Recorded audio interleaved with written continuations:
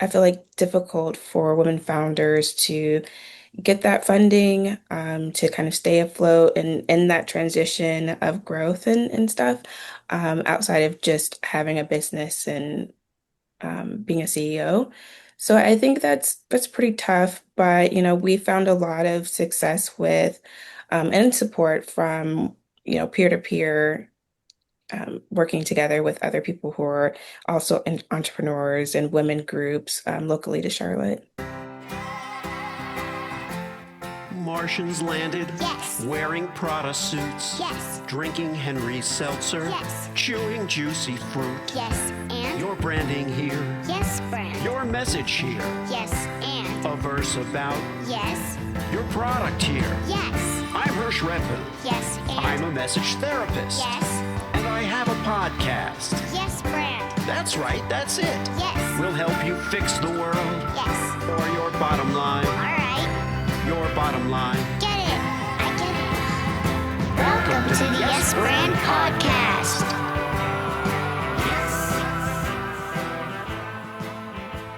In the hot seat today on Yes Brand are our two guests, and you'll hear why in a moment. They are sisters. They are the CEO and founder, respectively, of AC Creative Collective, Amoura and Avery Carter, nicknamed AC², and they founded AC Collective to blend their unique talents into a family-owned business. Amora's passion for project management began with the realization that successful projects stem from well-crafted plans, and how true that is. With over 10 years in education and 7 years in project management, she values strategic planning as the cornerstone of growth and development. Meanwhile, Avery is a highly experienced marketing and design professional. She has over a decade of experience spanning nonprofit, B2B, and general corporate marketing. Together, they provide comprehensive solutions for every project stage. 90% of their team are women, and they're dedicated to uplifting and collaborating with fellow women creatives who share similar entrepreneurial vision. And we welcome you both to the show. And I'm excited to have you guys on. It's been a while since we first talked. Thank you. Thank you for having us. We're glad to be here. Yes, thank you. Happy New Year. Happy New Year, Avery. Happy New Year to you both. So let's start. And what we'll do here is, I think, you can choose, who wants to answer what question, or take what topic. That's perfectly fine. Because I'm interested in, first and foremost, a little more about forming this family business, because I Mhm. think a lot of people who are listening have started their own business, started their own small business. But with small businesses in particular, they tend to start out, at least, as a family operation. Um, but you formed this with that in mind. How did that come to be? So around 2022-ish, it was a little bit before then. I left where I was working, went out on my own. At that time, it was more just project management, like strategic planning, things like that. Um, and I was plugging along, and Avery was in transition after about a year. And I got a few projects that needed marketing support. And so I brought her on. We collaborated a bit, and then we were like, hey, should we just do this? And so instead of her going, searching for another job, we decided to restructure the business a bit and combine both of our skill sets. Me on the planning, project management, actually we're doing more program management now side, and her as a marketing professional of many, many years. Because so much of good marketing needs planning. Hmm. Um, and that's how we got AC Creative Collective. Now, sometimes you can have uh, two people partner, whether they're sisters or just good partners, form a company, but there's still an ingredient missing. In this case, do you feel you had everything covered between the two of you? Well, funny enough, we just went through strategic planning and we're wrestling with that, kind of figuring out how do we want to expand in this year and add more businesses. You know, we still have the same services, but how can we go deeper with our clients? And so that does take, bringing on new skill sets and new team members. So we're actually going through that process right now of figuring out how to do that. Yeah, but it's Mhm. the usual kind of growing pains, and and we talked a little bit about some of the services you provide and how that's evolving. What's your focus currently on providing services for your clients? I was like, who wants to answer? You want me to? So that was a part of the strategic planning that we did. Um, we were, marketing, which was more tangible items, social media management, graphic design, newsletters, things like that, and learning and development, internal, external communications, basically. But then once we looked at all of our previous and current clients and people that we wanted to work on, we actually saw that we do more program management um, instead of learning and development. It's Mhm. more creating programs for companies, managing them, doing community outreach, and of course the marketing side. But we had a lot more branding and social media instead of more of the smaller items. So it was like taking a step back, looking at the companies like, what are we actually doing? And then doing a small rebrand for ourselves. Yeah, which can be hard to do, by the way, Amora. Like, we I often tell people we can't see the back of our own head, so Mhm. we don't cut our own hair. But, even the most skilled, brand expert will not have the complete objectivity that's required sometimes to do a rebrand. How are you approaching that? Yeah, well, it's a team effort. Mhm. It starts with our own strategy, like Amora was saying, like looking at what we've been doing recently, what do we love doing, what we're really good at, what do we want to focus in on. Also getting back to the root of why Amora and I started working together to begin with, which was bringing both of our skill sets.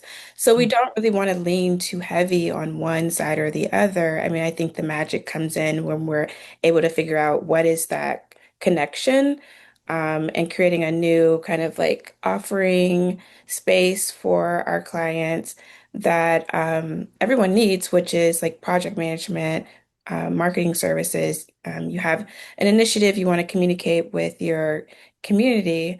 You don't want it to be like a one-way screaming into the void. So it takes strategy doing that. But then, you have the marketing side where you're doing like the social media, you're getting on site or virtual webinars or something like that and recording the footage and then communicating that to the public. So it's a little bit of both, combining our skill set still and finding out a way to really root that into AC Creative. Yeah. And then Um, can yeah, I just add sure. also just making the time? Because I think as small business owners, you're constantly like checking off tasks. And it's like, okay, did we do this? Like there's your own outreach that you have to do, but we really had to make time. We saw that we wanted to basically double this year. And it's Mhm. like, how are we going to do that? And we couldn't do it in one-off meetings. Like we had to have a few day long strategy sessions where again, like we looked at our clients, our previous clients, who we want to work with, and what do those people need, and create a plan for tackling all of that. And so that Yeah. that then prompted a rebrand. Yeah, and there's two things to consider when you're looking at growth. One will be who are the clients that gravitate toward you, that have been gravitating toward you, and then who are the ones that you really want to work with that Hmm. make you the happiest. And a lot of us will wrestle for quite a bit of time with the things we do well versus the things we want to do, the services Hmm. we can provide versus the services we want to provide. If you are painting a picture of your ideal client, who you'd love to work with, and who you feel you can serve best, what does that person look like? So I'll start and then Avery, because I know you had Okay. a large hand in that. But we initially started looking at who were our favorite clients, and not just the client, but the work and the feeling that we got from actually doing the work, whether that was just like gratification or the money a part of it, like just everything. Who were our favorite clients? And went from there because I think that was why we chose to rebrand from learning and development to program management because we found that a lot of the projects that we had that we loved was program management. um, Yeah. but Avery, do you want to talk more about those ideal clients? Yeah, I think we kind of have two tiers or two kind of ideal clients in terms of that program management married with marketing client who has like these large overarching multi-year projects, um, perhaps grant funding, institutional funding, that kind of thing, where it's, an overwhelmed manager that just needs external support. Um, Mhm. and we've had like a lot of great experience with that. And not being like the only person on team, but working with other teams, working with maybe even on-site marketing, but really adding that extra outside support to help manage pretty large projects. Um, and then I think another target audience that's really near and dear to our hearts are small and medium-sized companies, very similar to us, women founders, um, people who are really, believe in the importance of marketing and the value of strategy, but they are also overwhelmed. And a lot of it is struggling to start, know where to start.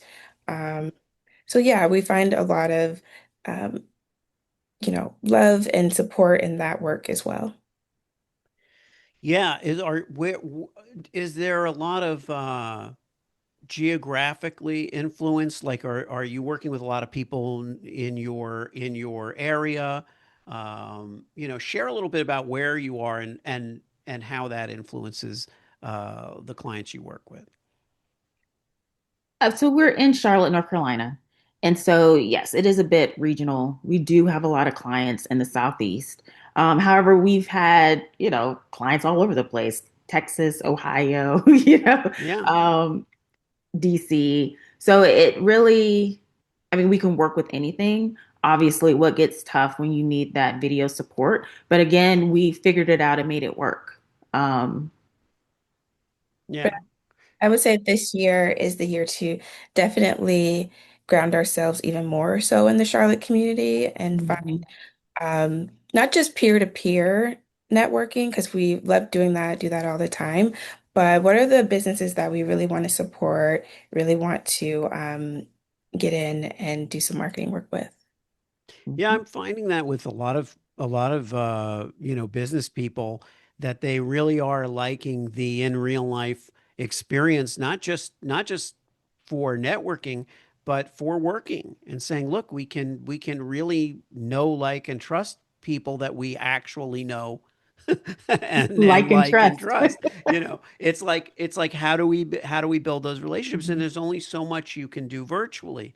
That Mhm. said, as you pointed out, Amora, it's there are people all over the place who can use various services, Mhm. and it can be facilitated. But there's something about your home community that's Mhm. important as well. And So we that can, yeah, go ahead. can I just piggyback off what Avery was saying because Yeah, that the last maybe 6 months we have taken that's been one of our larger priorities. Like we've been having food drives and joining merchant associations in the neighborhood to really not just know the other people in the area network, but all the other business owners, what are they doing? What Yeah. are they seeing? And really understanding how the community is growing and changing overall. Yeah. I think it helps everyone. I think that who you are when we talk about the brand element, who we are as a brand is very important. And if we're not rooted in where we are, the community, Hmm. it's hard to get a sense of us. It's hard for Exactly. people in another country even to get a sense of how Hmm. we do business if we're not operating locally. So Hmm. so there's a lot to be said for that. That said, how have you found that you're best getting the word out about AC Creative Collective? What has worked best for you? So we do rely heavily on our digital presence. So we are on social media, Instagram, Facebook, LinkedIn. With LinkedIn, it's a bit more targeted, like targeted sales and marketing that we do on LinkedIn. But also website, we're about to update our website as well. Because we're always thinking of ways that when someone gets to our website, what is the easiest way for them to understand what we do and how we can help them, and then to connect with us. And so we're always interrogating that, which is what we Yeah. want to do with our clients. So we're updating our website just to make it a little more functional. Yeah. There's two things that come to mind. One is to ask you, what is it like out there, both from your own experience and your client's experience? What is it like out there at the moment for women-owned businesses in America? What is your take on that? Hmm. So and we may have different takes, Avery. For me, I think it's still difficult being a working woman, mom. Um, Obviously it's better than it was, but it's still very difficult. And one of the reasons why I initially left where I was working to start my own business for that flexibility. When I left, my daughter was maybe 6 months old, Hmm. which is sort of bananas, but Yeah. I knew that I wanted to create something for myself where I could create my own schedule so then I can leave in the middle of the day and go to her activities, right? I can pick her Okay. up early for school so she could go to choir yesterday. There are certain things that were very important to me that I couldn't do at my current job, or they didn't make it easy to do. And so, like you mentioned earlier, 90% of our team are women who then may have to. I always tell this story. One of the people we work with is divorced, and so her son was gone for a lot of the summer. And when he was coming back, she was like, can I? Is it okay if I leave for a few days? It's like, of course, yes. Yeah. Obviously, you want to be with your son, and let's figure out the work situation. But obviously, and I think having a woman-owned company who works with a lot of women and supports a lot of women understand those things maybe a little better. But Yeah. Yeah. Yeah. And go ahead, Avery. Yeah, I was just thinking, as an entrepreneur in general, it's a tough road. It can be pretty difficult. Like we were talking about that transition of wanting to expand, wanting to grow, and it's kind of a chicken or the egg kind of thing mhm, of you need the revenue to do that and to bring in more clients and be able to take on a larger role. So it's a little, I feel like, difficult for women founders to get that funding to kind of stay afloat and in that transition of growth and stuff outside of just having a business and being a CEO. So I think that's pretty tough, but we found a lot of success with and support from peer-to-peer working together with other people who are also entrepreneurs and women groups locally to Charlotte. Yeah, mhm. the entrepreneurial path is, as you pointed out, so challenging. And as you pointed out, Amora, with the leaving an environment where you don't have the freedom to spend the time you would like with your kids. Uh, but at the same time, when you're talking with family about um, doing an entrepreneurial venture, some families are very stability focused, and they'll just Hmm. say it's easier to work for a company even if you don't have the freedom because doing it on your own is risky. Did Hmm. you both kind of confront any of that within your family in terms of, well, should you take the risk? Yeah, definitely. Definitely. I Yeah. can, yeah. I think so. I think our parents will support us in overall in whatever we want to do.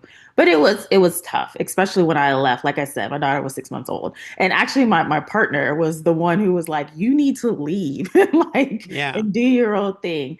Um, but our father also created a few businesses in his time. And so he was all like, yes, but do it. And especially now that he's seen the success that we've had is definitely on board. But it's I think for him, it's hard when you know how tough the road is. It's not for the faint at heart to Yeah. see Yeah. then your child go and want to do that.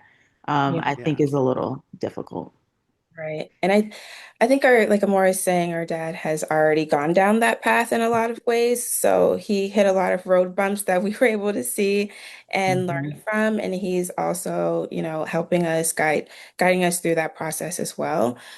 So it is really great to have like family support and people that believe in you. Yeah. Hmm. I've experienced it both ways as a parent, where I have two grown sons, one who has taken the path of being part of an organization and at least has had whatever stability the organization has, and that's very comforting, and you get raises, you get promotions, things like that. And the other son who's entrepreneurial and has had a much more challenging road to do. And Hmm. it's like sometimes I'm envious. I'm personally envious of the son who chose the more stable path so far, and I'm also Hmm. envious of the adventurer, and saying, Hmm. and well, I wouldn't say envious, but I say I admire his passion to take that risk Hmm. and roll the dice. But I know what it's like when you're up against the building phase of something. Hmm. That can feel like a never-ending story, the idea that you're building and investing. But in But the end, yeah, go ahead, Amora. well, I was just gonna say because I mean, the past year has shown us, so many people lost their jobs where it's like, why not bet on yourself? It's Yeah, instead of because it is, I agree, it is comforting to work for a larger company or corporation, but things happen. People get laid yeah, off all the time. Um, and it may be for no reason other than they're having a bad yeah, quarter, you know what I mean? And yeah, so I think for us it's like, hey, let's bet on us, let's see what we can do, because that comforting job is waiting, right? Like if we needed to go internal, we could, you know yeah, it would be, you're applying for things with other people, so that's tough, but you can always go and apply. But it's like, no, now let's do this. We have some momentum. We're working together, and I think that's something that we didn't quite touch on with working with a family member, is that this is great. There that trust is yeah. there. We're building something together for our family. Like that, there's some pride in that. Um, so Well, Yeah. for sure there is, because that's something that takes so long to build. I've had partners, even partners that were dear friends, and it wasn't necessarily an issue of trust, but still there's a thing with family that inside and out, what that Mhm. person, not only what their values are, but what they're Mhm. going through. Mhm. You know empathetically, I think, Mhm. what they're going through, and there's a little more stability in that. like you pointed out, Mhm. that there isn't the stability in a corporate setting Mhm. necessarily, because who knows what the winds will do. And it's Exactly. like, all right, so there's good and bad in both.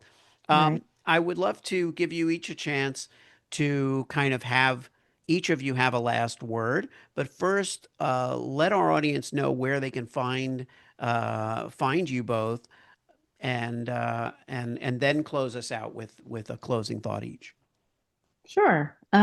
So like I said, with our digital presence, we are out there. So we're on Instagram, accreativecollective.com, where we have a website where you can go and contact us. We're on Facebook, we're on LinkedIn. You can also link up with me on LinkedIn or Avery, Amoura Carter, Avery Carter, and we're glad to always chat with you. Yeah. Wonderful. Yeah. So now closing thoughts to the audience of independently spirited, business people, entrepreneurs, brand builders out there. Yeah, I would say when it comes to really honing in on your brand, definitely take a pause. We just took a pause to Mhm. think about strategy, think about the direction you want to go in. And it's always a win-win to take a pause and to reassess. Mhm. I love that. Yes, I would add um, that the bumps will happen, and that's okay. Lean into them.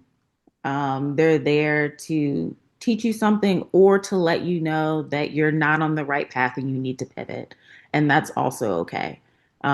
It will make you a better business owner, and it will probably make your business better if you just lean into those bumps and figure out why they're happening. Avery Carter, Amora Carter, AC Creative Collective. Thank you so much for being on Yes Brand. Thank you. So, thank you for having us. Alright. If you liked the show, Yes, and? it worked for you, Yes, then? subscribe and leave a Yes, friend. 5-star review. Yes, friend. Tell all your friends. Yes, friend. Get your branding here. Yes, friend. Get your branding here. Yes, friend. Did I make it clear? Yes, friend. Get your branding on Yes. before they're gone. Yes.